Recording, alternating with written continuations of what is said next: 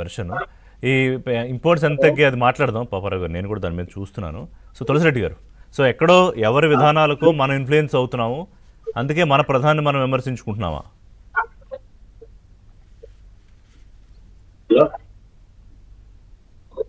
బయట ఎక్కువ సౌండ్ వస్తుంది, మాట్లాడండి తులసిరెడ్డి గారు. హలో. ఓకే, ఇప్పుడు మన స్వాతంత్ర ఉద్యమమే ఎందుకు జరిగింది? ఆ రోజు కూడా వచ్చేసి ఆంగ్లేయుల కాలంలో కొన్ని మంచి పనులు మనం జరిగినాయి. బ్రౌన్ దొర గాని, కాటన్ మహాశయుడు గాని, మన్రో గాని కొన్ని జరిగినాయి. అయినప్పటికీ మన బానిసత్వానికి వ్యతిరేకంగా మన ఆత్మగౌరవము, ఆత్మాభిమానానికి దెబ్బతీశారు కాబట్టి వచ్చేసి బానిసలుగా చూశారు కాబట్టి ఆ స్వాతంత్రం కోసం, ఆ ఆత్మగౌరవం కోసం, ఆత్మాభిమానం కోసం భారత స్వాతంత్ర సంగ్రామం జరిగింది. ఆ నేపథ్యము ఇప్పుడు ఇటీవల కాలంలో ట్రంప్ సెకండ్ టైం వచ్చిన తర్వాత సీక్వెన్స్ ఆఫ్ ద అవమానాలు ఒకసారి అంటే పోనుకోవచ్చు. సీక్వెన్స్ ఫస్ట్ ఏం జరిగింది? అమెరికాలో ఉన్నటువంటి భారత్ అక్రమ వలసదారుల విషయంలో అవమానకరంగా, అమానవీయంగా, పశువుల కంటే హీనంగా అక్రమ వలసదారులు కాబట్టి వాళ్ళని పంపించవచ్చు, అంటే ఇతర దేశాలను కూడా పంపిస్తున్నారు, దాని తప్పు లేదు. కానీ పంపించిన విధానము చేతులకు బేడీలు వేసి కాళ్లకు సంకెళ్ళు కట్టి సైనిక విమానాల్లో 26 గంటలు 30 గంటలు పశువుల కంటే హీనంగా వచ్చేసి పంపడం జరిగింది.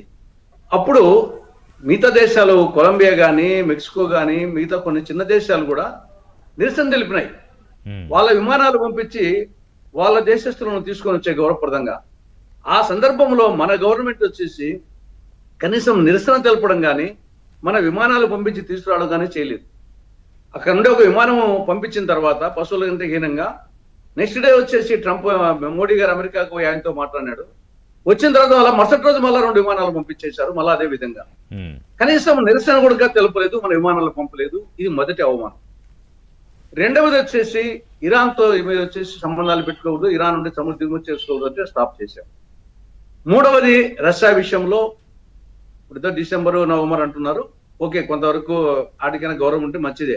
కానీ రష్యా విషయంలో కూడా మనం ఓవరాల్ గా అలానే చేశాం. తర్వాత మీరు చెప్పినట్టు యుద్ధం విషయంలో, సరే యుద్ధం ఏ యుద్ధం ఎవరు ఆఫ్ చేసినా మంచిదే, భారత్ పాకిస్తాన్ యుద్ధాన్ని. కానీ ఆయన చెప్పిన కారణం ఏమి?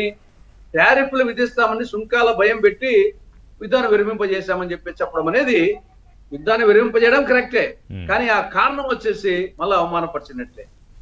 ఇవి తర్వాత ఇప్పుడు మళ్ళా నిన్న నేను సంతోషంగా లేనని మోడీకి తెలుసు, నన్ను సంతోష పెట్టేందుకు భారత్ ప్రయత్నిస్తోంది, రష్యా నుంచి చమురు కొనుగోలును ఇలాగే కొనసాగిస్తే భారత్ పై టారిఫ్లు పెంచేస్తాం. కాబట్టి ఒక సీక్వెన్స్ ఆఫ్ ద ఈవెంట్స్ అవమానకరంగా మన ఆత్మాభిమానానికి, ఆత్మగౌరవానికి దెబ్బతీసే విధంగా కంటిన్యూస్ గా మాట్లాడుతూ ఉంటే కనీసం మనమేమి దేశం దృష్ట్యా ఆయన చెప్పినట్టు నేషనల్ ఫస్ట్, అందరికీ ఏ పార్టీగా నేషనల్ ఫస్టే కాబట్టి. కానీ ఇక్కడ ఇంత అవమానం జరుగుతూ ఉంటే ఎప్పుడో ఒకసారైనా కనీసం వచ్చేసి కొంత జలక్, మనం ప్రతిసారి ఘర్షణ పెట్టుకోవాల్సిన అవసరం లేదు. ఒక పిచ్చోడు వచ్చేసి పిచ్చని చేతిలో ఆటమా ఉంది కాబట్టి మనం ప్రతిదానికి పెట్టుకోవాల్సిన అవసరం లే. కానీ మన ఆత్మ గౌరవము, ఆత్మాభిమానము అధపాతాలానికి పడిపోతా ఉంటే అప్పుడన్నా కనీసం వచ్చేసి రెస్పాన్స్ కాకుంటే ఇంకా దేనికి వచ్చేసి నేషనల్ ఫస్ట్, ఆత్మాభిమానము, ఆత్మగౌరవము లోకం అయిపోతుంటే అమెరికా దృష్టిలో, ప్రపంచ దృష్టిలో ఇంకా మనం విశ్వగురు, మాది 4వ ఆర్థిక శక్తి ప్రపంచంలో, నిజమే 4వ ఆర్థిక శక్తి ప్రపంచంలో 144 కోట్లు, వాళ్ళది 34 కోట్లు.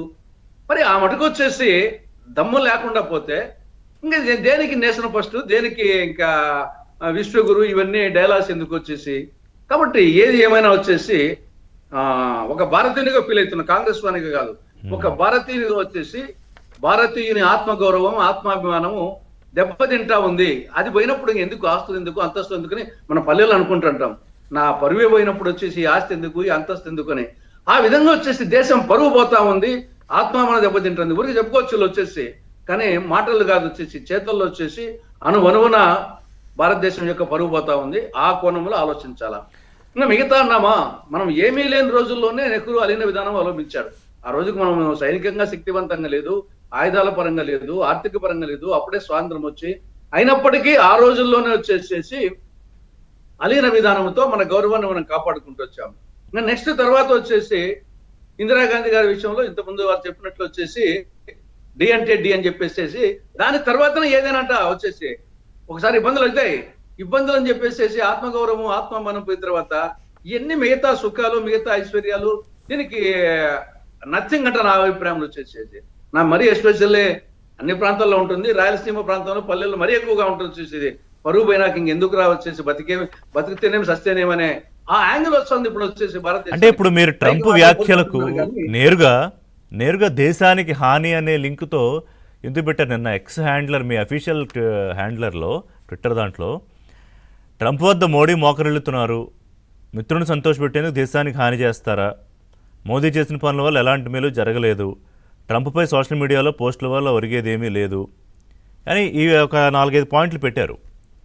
అడగచ్చు, కానీ నిజంగానే ఆ స్థాయిలో మనం మోకరిల్లిపోయాము అంటే భారత ప్రధాని మోకరిల్లారని మాట్లాడడం కరెక్టా? ఇప్పుడు ఇంకా భారత ప్రధాని అంటే భారతదేశం అనే కదా వచ్చేసి. అవును అంతే కదా, దేశాన్ని రిప్రజెంటేషన్ కదా భారత ప్రధాని. కాబట్టి అది వద్దనే కదా మనం చెప్తా ఉండదు వచ్చేసి. ఇప్పుడు నేను ఇప్పుడు చెప్పిందేమి, ఆత్మాభిమానము, ఆత్మగౌరవం తర్వాతనే ఏదైనా దానికి భంగం కలిగినప్పుడు ఇంకా మన స్వాతంత్ర ఉద్యమమే ఆ విధంగా బానిసత్వాన్ని ఎదిరించి మనం వచ్చాము. కాబట్టి ఇప్పుడు మళ్ళీ అగైన్ ఇది ఒక నథింగ్ బట్ బానిసత్వం. పేరుకే వచ్చేసి స్వతంత్ర దేశము, సార్వభౌమత్వ దేశం అనే టైప్ లో ఉంది. కానీ మోడీ చర్యలు, ట్రంప్ చర్యలు చూస్తా ఉంటే ఆయనకు వచ్చేసి మనం వచ్చేసి ఒక బానిసత్వ దేశంగా ఆయన భావిస్తా బిహేవ్ చేస్తా ఈ విధంగా చేస్తున్నాడు. కాబట్టి ఆ పరిస్థితుల్లో మనము డెఫినెట్ గా వచ్చేసి మనం తక్కువ కాదు అని మా ప్రదర్శన గిలికజ్జలు పెట్టుకోవాల్సిన అవసరం లేదు.